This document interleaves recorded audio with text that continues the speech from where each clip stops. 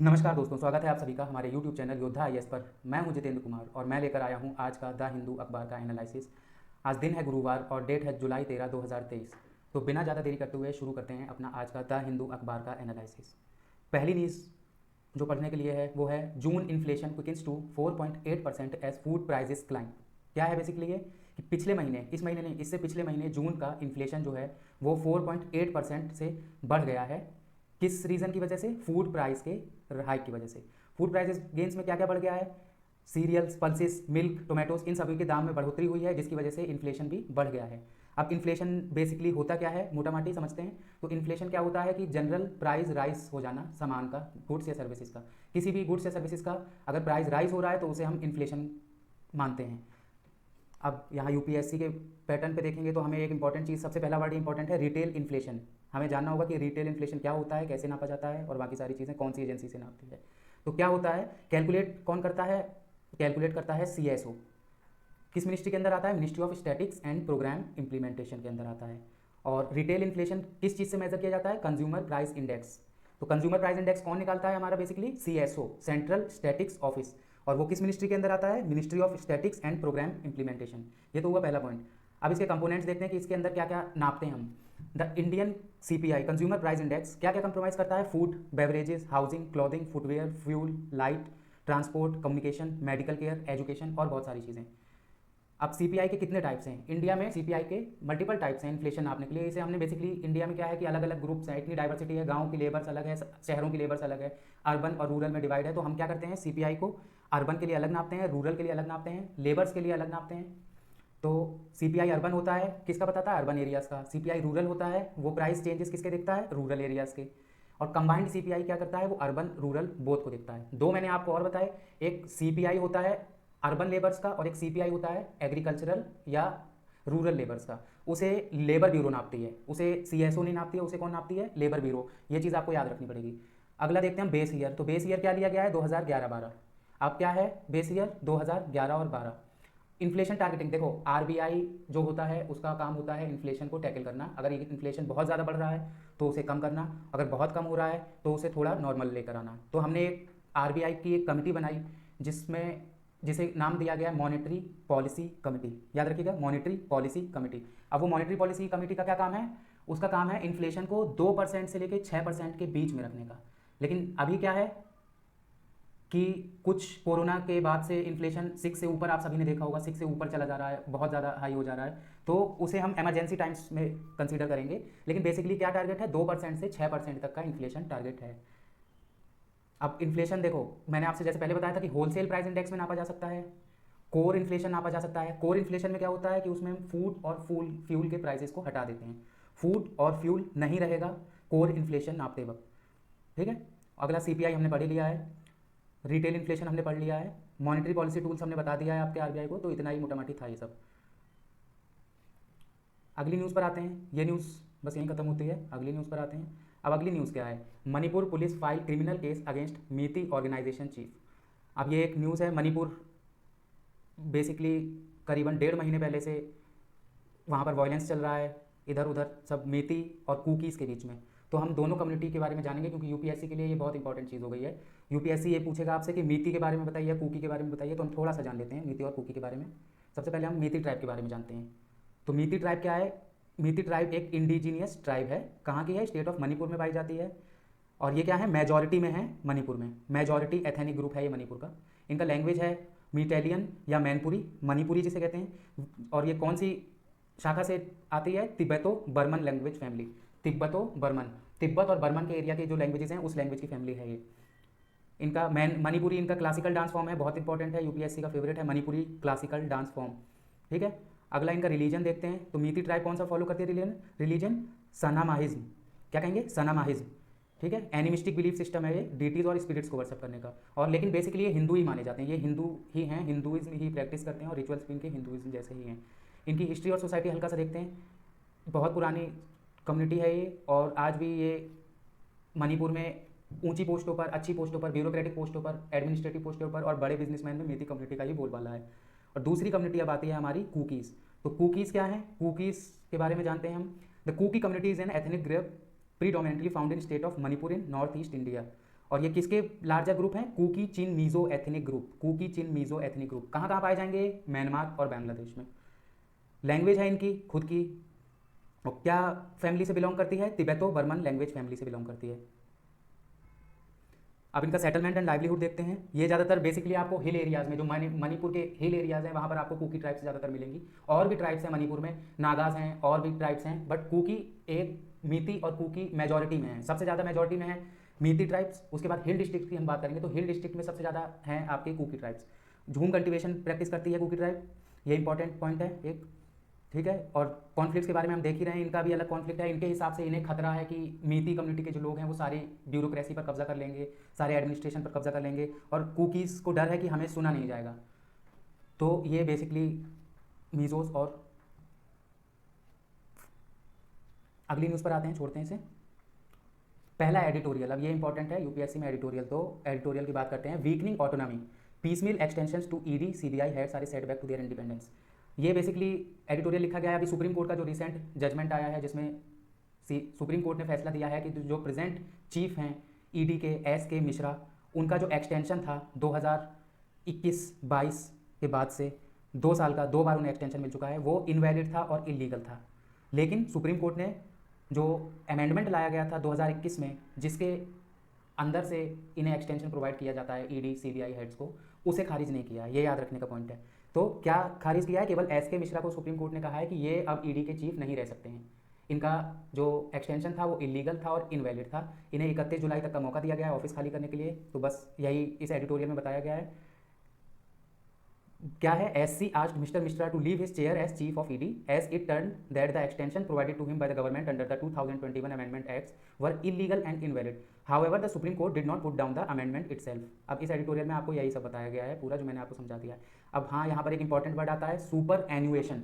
तो 3 साल का एक्सटेंशन दे सकते हैं, 1 year at a time, maximum up to 5 years. तो टोटल कितना? 2 साल तो इनका नॉर्मल है। इसके बाद हम 3 साल का और एक्सटेंशन दे सकते हैं, लेकिन 1 ईयर एट ए टाइम, 1 साल एक बार में। ये नहीं कि सीधे हमने 3 साल का एक्सटेंशन दे दिया कि यार ये भाई साहब 5 साल सीधे ईडी के चीफ रहेंगे, नहीं। 2 साल नॉर्मल है, उसका 1 साल एक्सटेंशन दिया, फिर अगली बार जब उन्हीं को अगर बरकरार रखना पड़ेगा तो फिर एक्सटेंशन देना पड़ेगा, और तीसरी बार भी एक्सटेंशन देना पड़ेगा। तो टोटल मिला के 5 साल हो गए। तो कितने एक्सटेंशन दे सकते हैं? 3 एक्सटेंशन दे सकते हैं। तो यहाँ यही एडिटोरियल में कहा गया है। एडिटोरियल में बेसिकली कहा गया है कि सुप्रीम कोर्ट ने ये फैसला तो अच्छा दिया कि इनवैलिड है और इलीगल है ये सब, लेकिन सुप्रीम कोर्ट को उस अमेंडमेंट को भी जांचना चाहिए, क्योंकि देश में और भी ऐसे लोग हैं, और भी बहुत काबिल लोग हैं जिन्हें मौका मिलना चाहिए। तो बेसिकली ये था आज का एडिटोरियल का पहला हमारा एडिटोरियल। अब अगला एडिटोरियल है शशि थरूर जी का। तो क्या है ये? Loot, intransigence and the darkening of a colonial blot. तो इसमें बेसिकली ये कह रहे हैं कि जो ब्रिटिश हैं वो हमारा सामान ले गए हैं, हमारे यहाँ से सामान ले गए हैं, दूसरी कंट्री से सामान ले गए हैं। किस टाइम पर? जब इंपीरियलिज्म चल रहा था, जब वो दूसरे देशों पर जाकर कब्जा करते थे ब्रिटिश, तो वो क्या करते थे कि वहाँ के अच्छे अच्छे सामान, अच्छे अच्छे आर्टिफैक्ट्स उन्हें लूट ले जाते थे और अपने देश में, अपने म्यूजियम में जाकर सजा देते थे। जैसे भारत का क्या है? भारत का कोहिनूर डायमंड है, अमरावती स्तूपा है, और वगैरह वगैरह। तो बेसिकली इस एडिटोरियल में शशि थरूर जी कह रहे हैं कि ब्रिटिश को मॉरली भी माफ़ी मांगनी चाहिए, क्योंकि पैसा तो वो खा गए, उस टाइम पर जो पैसा था वो तो वो ब्रिटिश खा गए। अब वो लौटा सकते हैं या नहीं लौटा सकते हैं वो उन्हीं की विल पर है, लेकिन उन्हें मॉरली माफ़ी मांगनी चाहिए। अब यहाँ पर हमारे एग्जाम से रिलेटेड 2 इंपॉर्टेंट चीज़ें मुझे मिली, तो मैं उन्हें डिस्कस करना चाहूँगा। पहली, अमरावती स्तूपा। हमेशा याद रखिए कि Buddhism is a favourite topic for UPSC. तो अमरावती स्तूपा की बात हुई है यहाँ पर, जो कि ब्रिटिश उसके भी अपने यहाँ म्यूजियम में सजा के रखे हुए हैं उसके कुछ पार्ट्स को। तो अमरावती स्तूपा के बारे में हम थोड़ा सा जानेंगे। सबसे पहले अमरावती स्तूपा है कहाँ पर? तो गुंटूर डिस्ट्रिक्ट ऑफ आंध्र प्रदेश। कहाँ पर मिलेगा ये? Guntur district of Andhra Pradesh. कौन सी रिवर? कृष्णा रिवर के किनारे। रिवर्स बहुत फेवरेट है यूपीएससी की, तो रिवर जरूर याद रखिएगा, कृष्णा रिवर है। Buddhist heritage. The Amaravati stupa is an ancient Buddhist monument that dates back to 2nd century BCE to 3rd century CE। ठीक है, it is considered one of the most important and well preserve Buddhist stupas in India. तीसरा इसका architecture है, तो dome है, shape of dome, carvings हैं, sculptures हैं इसके अलग अलग। अमरावती स्कूल ऑफ आर्ट जाना जाता है इसके स्टाइल को। क्या कहा जाता है? Amravati school of art. ठीक है, लाइफ और टीचिंग्स सिखाती है लॉर्ड बुद्धा की। ठीक है, जटाका वगैरह। जटाका आप जानते होंगे कि बुद्धिज्म में कहानियों को कहते हैं जटाका। बुद्धा की प्रीवियस लाइफ को एक कहानियों के तौर पर बताते हैं, उन्हें कहते हैं जटाका। तो वो स्टोरीज भी आपको इस पर देखने, कार्व्ड मिल जाएंगे आपको एकदम देखने के लिए, सच में देखने के लिए। इसके बाद इसका इन्फ्लुएंस क्या है, इससे बुद्धिज्म का वो हुआ, ये हुआ। अब क्या है कि ब्रिटिश इसे ले गए हैं, इसके बहुत सारी चीज़ों को, ओरिजिनल जो स्कल्पचर्स थे, आर्टिफैक्ट्स थे, वो ब्रिटिश म्यूजियम में रखे हैं, और कुछ कुछ जो बचे हुए हैं, बचे कुछ वो चेन्नई में म्यूजियम में रखे हुए हैं। तो बस इतना ही था अमरावती के बारे में। एक चीज़ इंपॉर्टेंट है बस, सबसे ज़्यादा कृष्णा रिवर। अगला हम देखते हैं, इसमें एक और इंसिडेंट की बात हुई है, कोमागाता मारू आइलैंड। कोमागाता मारू, ठीक है। जटाका वगैरह, जटाका आप जानते होंगे कि बुद्धिज्म में कहानियों को कहते हैं जटाका। बुद्धा की प्रीवियस लाइफ को एक कहानियों के तौर पे बताते हैं, उन्हें कहते हैं जटाका। तो वो स्टोरीज भी आपको इस पे देखने, कार्व्ड मिल जाएंगे आपको एकदम देखने के लिए, सच में देखने के लिए। इसके बाद इसका इन्फ्लुएंस क्या है, इससे बुद्धिज्म का वो हुआ, ये हुआ। अब क्या है कि ब्रिटिश इसे ले गए हैं, इसके बहुत सारी चीज़ों को, ओरिजिनल जो स्कल्पचर्स थे, आर्टिफैक्ट्स थे, वो ब्रिटिश म्यूजियम में रखे हैं, और कुछ कुछ जो बचे हुए हैं, बचे कुछ वो चेन्नई में म्यूजियम में रखे हुए हैं। तो बस इतना ही था अमरावती के बारे में। एक चीज़ इंपॉर्टेंट है बस, सबसे ज़्यादा कृष्णा रिवर। अगला हम देखते हैं, इसमें एक और इंसिडेंट की बात हुई है, कोमागाता मारू आइलैंड। कोमागाता मारू के बारे में आपने सबने सुना होगा। तो कोमागातू मारू इंसिडेंट टुक प्लेस इन, कब हुआ था ये? 1914 में, 1914 में। क्या हुआ था, जापान का एक शिप था जिसका नाम था कोमागाता मारू। वो कहाँ, वैनकूवर आया कनाडा में। लेकिन क्या कहा कनाडा ने कि इसे अंदर नहीं आने देंगे, और उसमें बेसिकली सबसे ज़्यादा इमिग्रेंट्स कौन थे? सिख्स थे जो शिप में सवार थे। उन्हें एंट्री मना कर दी गई, उन्हें फोर्सफुली वहाँ से वापस भेज दिया गया। जब वो वापस आए तो बहुत सारे लोग मर गए थे, लोगों ने उनका मजाक भी उड़ाया जब इंडिया में वापस आया शिप। और इससे एक चीज़ हुई कि जो रेसिज्म था उसके बारे में उजागरता हुई। तो ये है बेसिकली कोमागाता मारू इंसिडेंट। अगली हम न्यूज़ पर आ जाते हैं, साउथ चाइना सी। साउथ चाइना सी बहुत इंपॉर्टेंट है, इंटरनेशनल अफेयर्स में बहुत इंपॉर्टेंट है। चाइना के लिए एकदम हॉट बैड है साउथ चाइना सी। सबकी नज़रें टिकी रहती हैं इंटरनेशनल पॉलिटिक्स में साउथ चाइना सी पर। तो हम बात करेंगे साउथ चाइना सी के बारे में, क्या है आज का एडिटोरियल में। तो ये बेसिकली कह रहा है कि फिलीपींस और इंडिया ने एक जॉइंट कमीशन बनाया है बायलैटरल कोऑपरेशन के लिए। मीटिंग हुई है इनकी, 5th मीटिंग है ये। कहाँ पर हुई है? नई दिल्ली में। कब? जून 29, पिछले महीने की 29 तारीख, जून 29 को। अब क्या है कि साउथ चाइना सी डिसीजन क्या लिया गया यहाँ पर, resident defence attack office in Manila. Manila क्या है? फिलीपींस की राजधानी है। तो वहाँ पे क्या है, रेजिडेंट डिफेंस अटैक ऑफिस खोला जा रहा है, एक भारत और फिलीपींस द्वारा मिलकर। और कौन है यहाँ इनके पार्टिसिपेंट? कोस्ट गार्ड्स हैं। जो कोस्ट गार्ड्स हैं भारत के, जो कोस्ट गार्ड्स हैं फिलीपींस के, तो उन्हें जॉइंट ट्रेनिंग के लिए, जॉइंट एक्सरसाइजेज के लिए, ठीक है, मैरीटाइम एक्सरसाइजेज के लिए, डिजास्टर रेस्पॉन्स के लिए, इन सब के लिए एक रेजिडेंट डिफेंस अटैच ऑफिस खोला गया है मनीला में, फिलीपींस। ये पहला है। अगला इसमें यही बताया है कि कैसे चाइना को आर्बिट्रेशन कोर्ट ने, परमानेंट कोर्ट ऑफ आर्बिट्रेशन ने हरा दिया। बोला कि ये साउथ चाइना सी पे जो आप क्लेम कर रहे हैं वो आपका नहीं है। उसके बाद भी चाइना कैसे पीछे नहीं हट रहा है और लगातार यही क्लेम कर रहा है कि साउथ चाइना सी के जो डिस्प्यूटेड आइलैंड हैं वो हमारे हैं सारे। ये वो तो अपना हम सबसे पहले जानते हैं United Nations convention on the law of the seas क्या है, यूएन क्लॉज की बात हुई है यहाँ पर। देखो बैकग्राउंड थोड़ा देख लेते हैं। The idea of an international convention to establish a comprehensive legal framework for world ocean was initially discussed है। कहाँ डिस्कस हुआ था पहली बार? कि हमें एक समुद्रों को बचाने के लिए, समुद्र की चीज़ों के लिए सारी, हमें एक ऐसी चीज़ चाहिए, एक ऐसा लॉ चाहिए जिससे सब लोग माने, सारी कंट्रीज़ माने। इसका नेगोशिएशन चालू हुआ 73 से 82 के बीच में। 1982 में जाके इसे अडॉप्ट किया गया। कब? 3rd यूनाइटेड नेशन कॉन्फ्रेंस में on the law of the sea. कहाँ पर हुई थी? जमैका, ठीक है। अब फोर्स में कब आ गया ये? Entry into force, UN clause entered into force on November 16, 1994, ठीक है। 60 कंट्रीज़ ने जब इसे रेटिफाई किया तो ये चालू हो गया। अब इसमें कितनी कंट्रीज़ हैं? ओवर 160 कंट्रीज़ हैं जो रेटिफाई कर चुकी हैं। तो कब आया? 1994 में ये फोर्स में आ गया। स्ट्रक्चर क्या है समझते हैं। 320 आर्टिकल हैं, 9 एनेक्सेस हैं इसके, ठीक है। और ये सब क्या, बाउंड्रीज वगैरह सब डिलिमिटेशन बताता है कि कौन सी कंट्री की कितनी बाउंड्री है, ये सब वगैरह, मरीन पोल्यूशन वगैरह की बात करता है। अब इसका अमेंड करने का प्रोसेस क्या है? 2/3 मेजॉरिटी से अमेंड होगा। इसके कोई भी क्लॉज को अगर हमें अमेंड करना है तो कितनी मेजॉरिटी चाहिए? 2/3 मेजॉरिटी ऑफ स्टेट्स पार्टीज। कितनी स्टेट पार्टीज हैं अब इसमें? ओवर 160। अब देखते हैं international tribunal for the law of the sea. ये क्या है? अगर झगड़ा होता है किसी भी कंट्रीज में तो उसके लिए एक इंटरनेशनल ट्राइब्यूनल बनाया गया है लॉ ऑफ सी को। तो UN clause establish the international tribunal for the law of the sea as an independent judicial body to hear and settle disputes related to the interpretation and application of the convention. The ITLOS is located in, कहाँ पर located है? Germany, याद रखिएगा। ये UN clause हो गया। अगला देखते हैं परमानेंट कोर्ट ऑफ आर्बिट्रेशन। तो पहले इस एडिटोरियल को मैं थोड़ा सा समझा दूं कि क्या है। फिलीपींस और चाइना दोनों डिस्प्यूट में हैं साउथ चाइना सी को लेकर। तो फिलीपींस जाता है चाइना के पास, कहता है कि ये आइलैंड मेरे हैं। चाइना कहता है नहीं मेरे हैं। दोनों जाते हैं permanent court of arbitration. Dispute settle करवाने के लिए। चाइना क्या करता है कि 2013 में अपने आप को वापस ले लेता है कि मैं आर्बिट्रेशन करवाने के लिए तैयार नहीं हूँ, तो केवल फिलीपींस होता है वो पार्टी बचता है।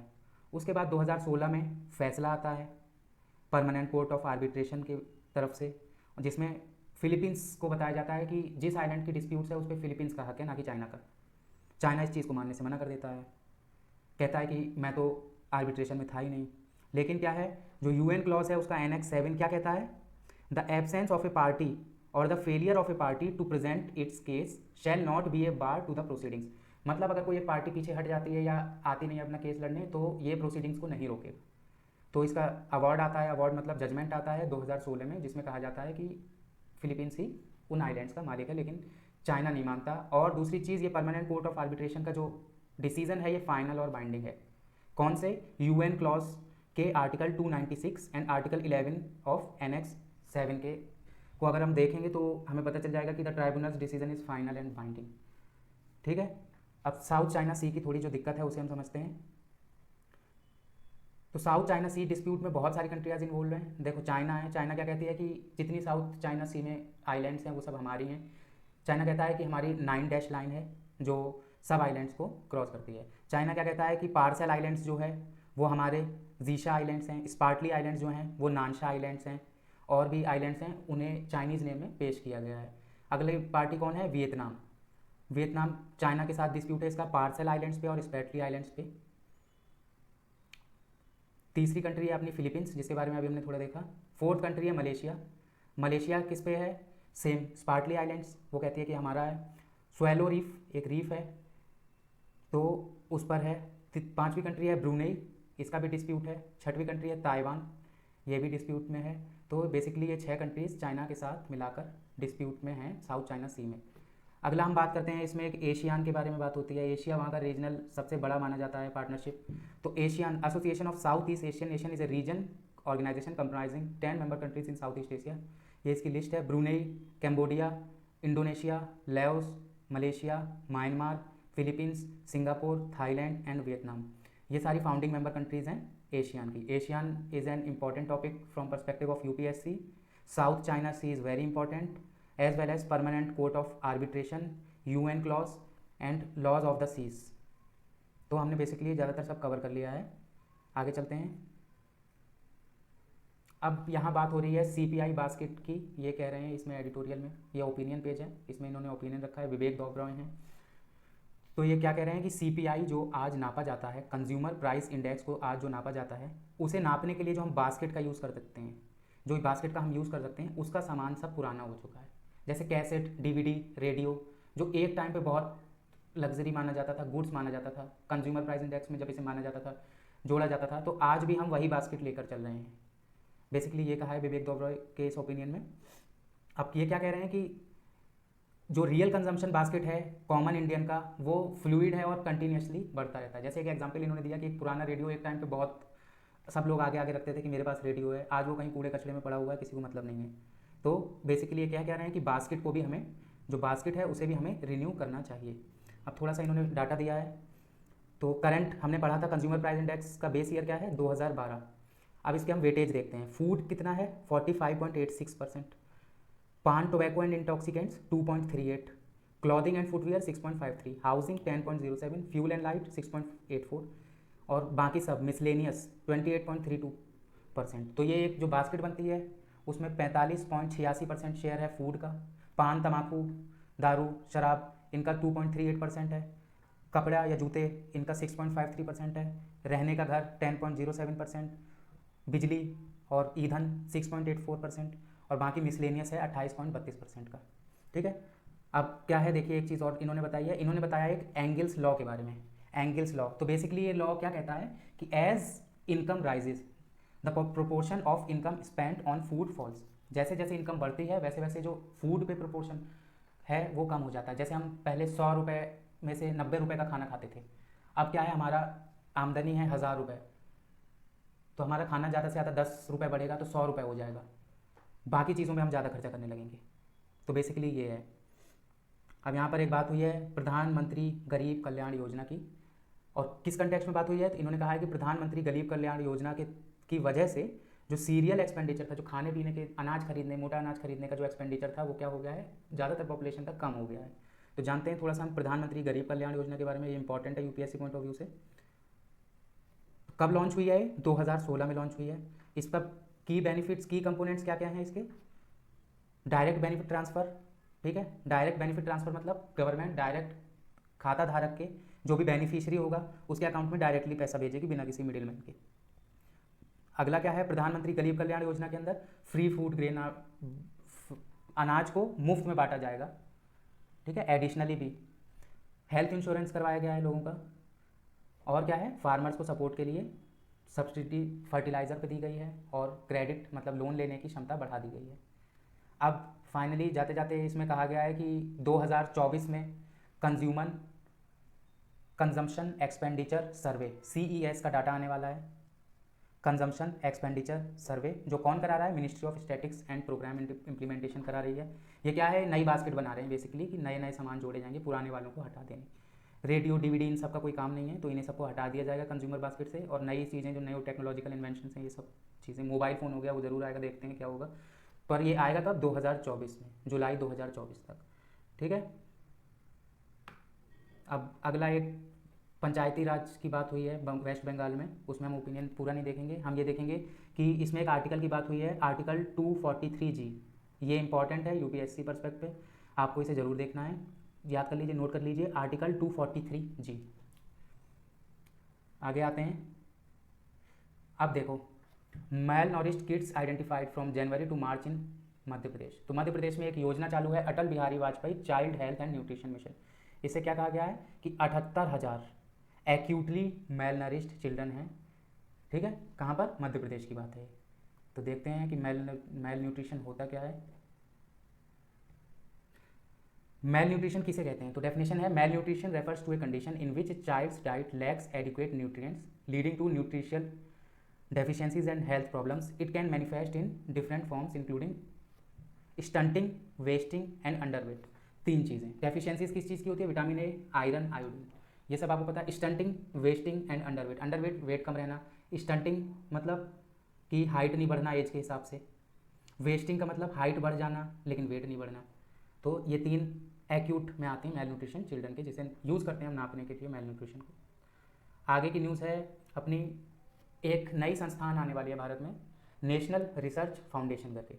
तो अभी इसका बिल यूनियन कैबिनेट ने अप्रूव किया है, अब ये पार्लियामेंट में रखा जाएगा और वहाँ पर इस पर डिबेट होगी और बात होगी। ये किसके अंदर आया है? ये आया है आपके न्यू एजुकेशनल पॉलिसी जो आई है 2020 में, उसमें इसका जिक्र था, नेशनल रिसर्च फाउंडेशन। बेसिकली ये है क्या, मैं आपको समझा देता हूँ इसी शब्दों में, कि एक कोऑर्डिनेटिंग एजेंसी बना दी गई है इंडस्ट्री और रिसर्चर के बीच में।